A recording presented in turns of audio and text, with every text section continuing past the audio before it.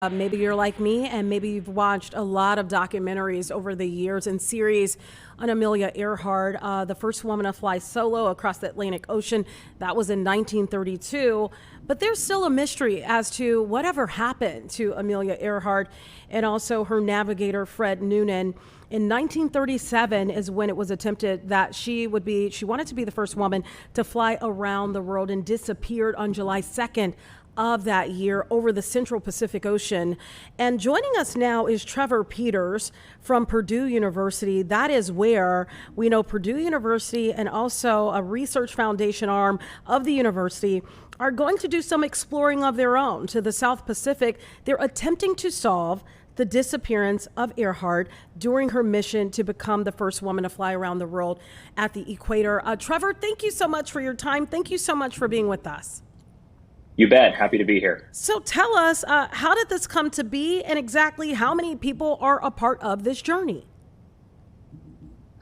Sure. So for many years, evidence has been gathered by the Archaeological Legacy Institute and Dr. Rick Pettigrew and the International Group for Historic Aircraft Recovery. This is ALI's expedition, and Purdue is a proud partner of it. It's been a busy 48 hours as we are about 30 days out from this expedition. So we decided to give an update. We initially announced it on July 2nd of this year. It would have been 88 years to the day that Earhart and Noonan went missing, that Purdue would join ALI on an expedition to Nicomaroro Island, part of the Republic of Kiribati in the Pacific Ocean, a small island country. And we would go here in November to explore something called the Turaya object, believed to possibly be the missing Lockheed Electra 10E aircraft. So a little bit about the details. Representatives from ALI, Purdue, and 15 total passengers actually will depart from various parts across the United States, but the Purdue folks will leave on October 30th from the Amelia Earhart terminal at the Purdue University Airport, and will fly to Marjaro in the Marshall Islands. The crew will then rendezvous there, all gather, and we'll leave on two boats. It's about a 6-day boat ride to Nicomaroro. They'll spend 5 days on the island, a 6-day sail back, and then we'll land back in the Marshall Islands around November 21st. So this is about a 3-week expedition. And Nicomaroro is about halfway between Australia and Hawaii, and about 400 miles southeast of Howland Island, which is the destination that was planned of Earhart and Noonan on that third to last leg of their attempt back in 1937. So with this, will there be divers? Will there be divers going in the water with special equipment and filming this? There will be, yes. So currently, the Turaya object is believed to be in a good amount of sediment. So the question then is, if this has been there since the late 30s, how come it hasn't been discovered until now? Well, to this point, really, the Turaya object was first noticed in satellite imagery in 2020.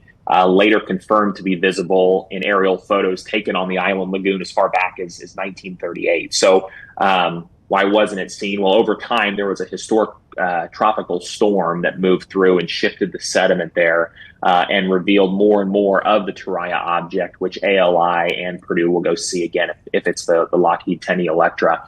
And if it's the Electra, it would suggest that the Nicomaroro hypothesis could be true, that Earhart and Noonan didn't crash at sea, but rather they landed the aircraft possibly on the reef of that island and were marooned there and subsequently died there. So the hypothesis is something that Purdue is very interested in. To be honest with you, the university has received many outreach over the years from explorers that say they know where the aircraft is. The evidence, however, in this particular case with ALI is incredibly compelling, and it makes sense that we go see, because if we don't, the world will never know. Purdue University being a research university, what are you hoping to get from this if you do indeed get this on film, you see it. What happens next? What's the next phases of this? Sure. Well, that question will require a little bit of a history lesson. So, in the 30s, Earhart was brought to Purdue by President Edward Elliott as a career counselor for women to help improve graduation rates. So she's a Boilermaker. We claim her as our own. And while she was here, she continued her passion of aviation and flew many times out of the Purdue University Airport, which was at that time the nation's first university-owned airport. The Purdue Research Foundation, which is the foundation arm of the university, originally funded the flying laboratory Lockheed Kenny Electra through the Amelia Earhart Fund for Aeronautical Research as part of really Purdue's pioneering efforts in aviation. And there's written documentation that Amelia and her husband and publisher at the time had the intent to bring the Electra back to Purdue University once they were done with their historic flight. So a successful identification of the Turaya object would be really the first step toward fulfilling Amelia's original plan of returning the Electra to West Lafayette. Of course, additional work would still need to be done to accomplish that objective. This is just to go identify. This is not to recover. But Purdue feels that we owe it to her legacy, which again remains so strong at Purdue, to try to find a way to bring that plane home. Is it the new technology that is being provided in this case that makes it different? Because I could have, maybe I'm wrong, but I thought I saw that in the past researchers have attempted to, get close to see exactly if they're seeing some of the wreckage. Is that not the case?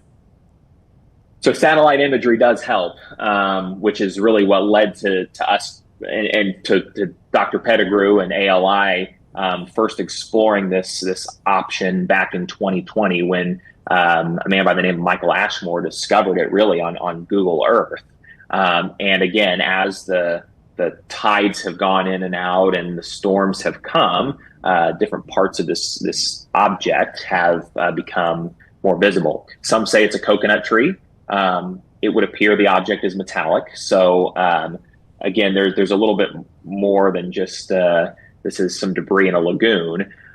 So while they're on the island, initial work really will include video, still images of the site prior to any disturbance before they go down and look for themselves, followed by remote sensing, things like that. But then the team will go underwater and do some underwater excavation with a hydraulic dredge and try to expose the object for identification. And really possibly also look into any search for any debris washed up by the waves. Of course, over the years, there's been several physical pieces of evidence on Nikamororo that would suggest that Earhart and Noonan were there, including artifacts, a woman's shoe, a compact case, freckle cream, a medicine vial that all date back to the 30s. So there's a good amount of evidence, and we're following where the evidence leads. So I'm looking at this, and it says field work, and you mentioned some of this will include a walkover survey of nearby land surfaces to search for debris washed up by waves.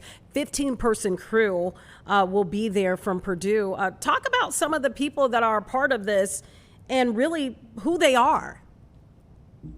Sure. So again, it's led by Rick Pettigrew, who's an archaeologist for the Archaeological Legacy Institute. So there are many representatives from ALI. From the Purdue side, we'll have 3 Boilermakers as a part of the expedition. That includes Steve Schultz, who's our general counsel and senior vice president. He's kind of our Earhart historian and Earhart guru, really, who has been tasked with examining all these explorers who come to us and say, I believe I found Amelia Earhart's plane. The evidence is strong on this one. So Steve will be on, as well as Sarisha Bandla, who we are proud to say is a member of our Cradle of Astronauts. She was a Purdue University student and graduated and was a commercial astronaut for many years after her graduation. She'll be headed on this exploration, and it's funny. She mentioned it takes 3 days to get to the moon, 6 days to get to Nicomaroro, so it's a little bit longer. And then Mark Hagel, who is one of our esteemed alumni as well, who's also a member of our Cradle of Astronauts. So 3 Purdue representatives, but also there'll be filmmakers. There will be folks that specialize in expedition or in excavation, a medic, a scribe, things like this. I mean, it really takes a good expertise. And Dr. Pettigrew, I know, has spent a long time figuring out who it makes sense to be on that boat with all their expertise. So the crew will be leaving October 30th, and the goal is to return home around November 21st. Is that correct? That's correct. Of course, that's a rough timeline. Yes. You can't play. Who knows if there will be delays or if the boats will go faster than initially thought. So as far as identification goes, likely won't know for a couple days once they're on the island. But in that window, there will be an identification and subsequent notification, really, to the world that it's either a yes or a no.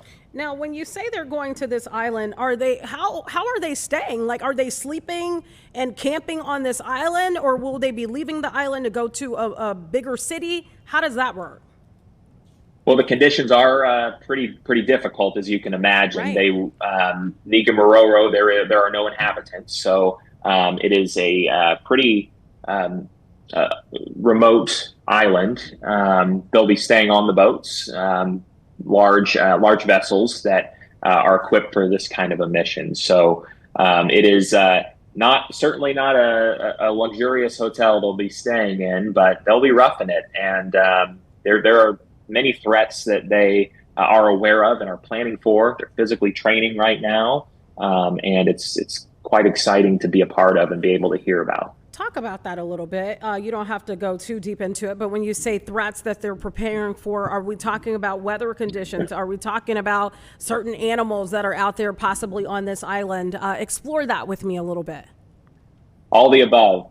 Google coconut crabs and you'll see what I'm talking about. Oh, yes. There's a pretty extensive amount of wildlife, but honestly, from what Rick Pettigrew has explained to us, one of the most difficult possible threats is the reef itself. It's very slippery and very sharp, and so they have to be very careful and time when the boats come in and out on the tides, so that there's enough water to pass through. If you look at the imagery of Nicomaroro Island, the island itself is pretty unique. There is a large bay inside of the island that surrounds it, and a passageway where water passes in and out daily based off the tide. So that's also part of it. Sharks and, of course, any other marine life they have to be aware of. But yeah, there are certainly some threats. And when you say training, you're talking about being in the gym, like physically training? Yeah, so they are. It is jungle, and of course it's not inhabited, so there's growth and there's things they need to cut with battery powered equipment. So there will be a good amount of strenuous things they have to do, and part of it is clearing debris, and it's diving, and so it's not for the faint of heart. Yeah, and we hope that it is successful and all worth it. Trevor Peters, thank you so much for breaking it all down for our viewers, some of whom may have never really thought about, the conditions on an island like this. So thank you so much for your time, and we hope to have you back after this mission. I call it a mission, after it's complete, and have some of the researchers with you as well to really explore what they've uncovered. Thank you for your time. Good to be with you today. All right, it was a pleasure.